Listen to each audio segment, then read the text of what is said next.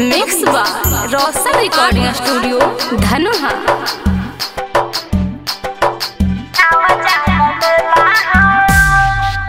यह साल बात मान करना झमेला हो, सखी के संग घूमे आव जान मेला हो।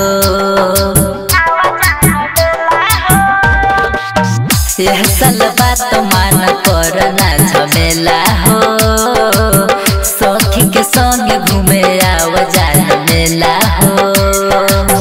ओ बनही बेट होई आखरी डेट होई, ओ बनही बेट होई आखरी डेट होई, मिलिए के खेलल जाए झूला वाला खेला हो। यह साल बात मान करना झमेला हो, सखी के संग घूमे आव जान मेला हो। यह साल बात मान करना झमेला हो, सखी के संग घूमे आव जान मेला हो।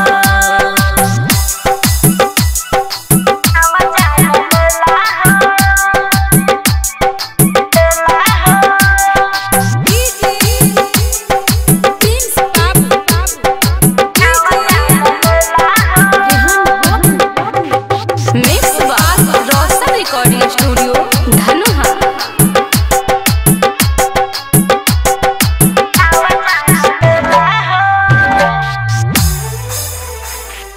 जहिया से चढ़ल नवरात बाटे हो, मानवा में इहे एगो आस बाटे हो। जहिया से चढ़ल नवरात बाटे हो, मानवा में इहे एगो आस बाटे हो। नाही सताव हो सपना पुराव हो, कोदी है कृपा रहे करी ना अकेला हो। यह साल बात मान करना झमेला हो, सखी के संग घूमे आव जान मेला हो।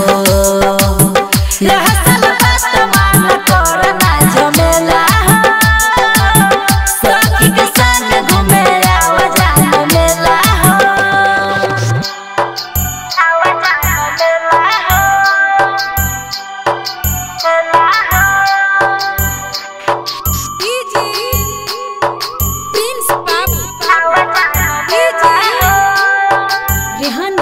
Mix by Roshan recording studio Dhanuha.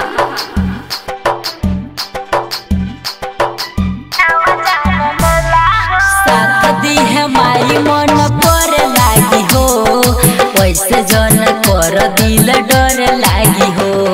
साथ दी है माई मन पर लागी हो, वैसे जन कर दिल डर लागी हो। कहे डरवावतारू जिया कुहकावतारू, छोटू जितेंद्र के मन तरसेला हो। यह साल बात मान करना झमेला हो, सखी के संग घूमे